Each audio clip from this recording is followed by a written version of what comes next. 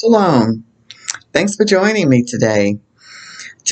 I've got a bittersweet story to tell. It's not so much humorous, but there's something to learn. Back in 2004, and I answered the phone. It must have been like late morning, early afternoon. And when I answered the phone, I heard my mama screaming in a mournful cry, "Francis is gone. Francis is gone."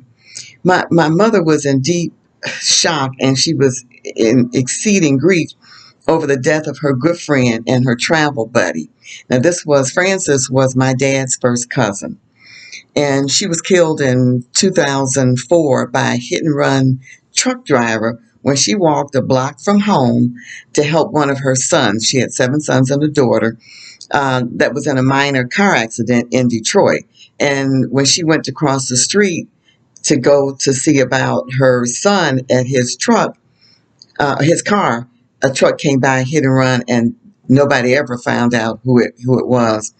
The news story was on television, and because she was a well-known singer at several churches and a piano teacher, but Frances was a master of bling. I mean, she wore rings on 8 fingers, or maybe she might have left one of the fingers and had it on her thumbs or something like that. But she always was color coordinated with a matching hat. Okay, she was the church lady personified. And I remember once going to somebody else's funeral, and I happened to go into the ladies' room. And when I was in the stall, and I don't know if some of you ladies do this too, but you look underneath to see the who might be in there with you. And when I looked underneath, I saw blue stockings with navy blue shoes and a navy blue skirt or something like that. And I tell you, in my mind, I just said, "Francis." She said, "Yeah." But Francis, she was a joy, really. And she had a really joyful attitude. She liked people. She liked entertaining, and it was a big loss. And at the time, what I wrote in my journal was the funeral was huge, 500 people, 20 to 30 pastors, and 3 choirs. It was church. And back then I wasn't in Taurus, but and you would go to these funerals and they really had church, okay? And a woman that came up to sing in on the opening song, she had on a purple dress, a purple coat, and a purple hat, and she set it off. I don't remember what she sung, okay? But in spite of this elaborate send off, even Francis' casket had the name engraved on it. Now, I'm gonna tell you, that's a whole nother story about putting money in the ground, okay? Because my mom was with agreement with her before she left here. It was an immediate burial, and so it was with my husband. It was immediate burial. Both of them were around about $2,000, and that included picking up the body. The bodies were not embalmed. They were disinfected. They were buried in cardboard caskets, and that also included the plot that was at the graveyard up in Lancaster, South Carolina, opening it up, putting the body in, closing it, everything, okay? Because it doesn't make sense to spend that kind of money on something like that. But anyway, like I said, maybe it is another story because I've told most of it now. But they wanted to find the truck driver, but he was never identified. Some even blamed her son, who had called his mom to come see the damage to his car, because figured if he had not been so reckless that she wouldn't have been up there anyway. And I kind of felt sorry for him because he was already considered reckless by some of the family members long before his mom died. But emotions were running high amongst family and friends. I even wanted to blame somebody for, what I figured was an offense, this loss that had occurred in my life. And for me having to deal with these deep-seated emotions right now, it's like it was almost too much. And I wrote in my journal then, it was a shock to everyone. Her close friends were shaken. I was most affected by the suddenness of her death, which caused me to reflect on my own life. I had anxiety about not living long enough to see Winston and Zoe become adults, my son and daughter. And at that time, it was 2004, and they were born in 98 and 99. So they were young.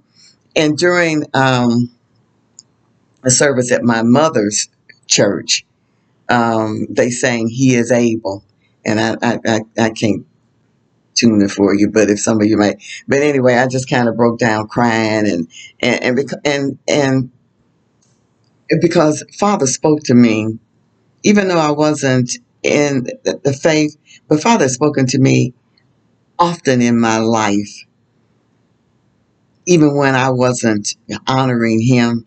But He spoke to me to tell me to give up my children to Him. He already had them, and I couldn't care for them or protect them as well as He can and does.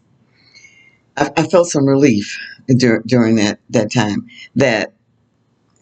And I'm each day learning to not worry, overthink on what I need to do at that point, or Floyd, when he was still alive, needed to do. If I should die before our children were adults, to be able to take care of themselves, because He is able. All right. And I'm going to tell you, my children right now are 25 and 26. And for some of you that don't know my background, we adopted children when we were 50. Okay, so you do the math, and I'll be 76 shortly. So, but I have to give them to them, and especially when they're adults, because as a child, you can kind of orchestrate their lives and their environment and things like that. But as an adult, the most you can do is say something, because they control what they do. They have their own minds, and they're going to do what they want to do. So I just have to let it go. So back during that time, as I was reflecting on this, and I asked Floyd one morning, did you ever forgive the truck driver or Francis' son for his just really peripheral part in Francis' death? And neither one of us could remember actually forgiving them for the blame that we attributed to them. And so we, right then, we decided that we're going to forgive them. We prayed for them, for their families, and as Father, to forgive us and free us from any bitterness that we've harbored in our hearts over the years. And every so often, we need to do a self-check to see if, because sometimes you might be harboring unforgiveness, but you don't really know it until some kind of stimulus comes up, that person comes to your mind or something like that. And you're not always thinking about it or harboring bitterness like that, but it's somewhere back there that every once in a while it comes to trigger. So ask Father to bring those things in mind to you. And I'm going to read this verse here. And sometimes I tell you with the Bible verse, and I just had it up, so bear with me. Um, I'm just going to paraphrase it. The verse is, when we don't forgive people their trespasses against us, how can we expect Father to forgive us for our trespasses? So we have to have a clear mind when we go to Father, to ask Him to be able to forgive us, to shower His blessings on us, and so that we need a free mind and a free heart from bitterness and anger, that we don't have that guilt that we harboring. And if you say, well, I am not harboring anybody, and you do your self-check, then all right. But if you're not sure, ask Father to reveal those things to you, and He will. Thank you for listening. Remember to like and share, and subscribe if you haven't. Shalom.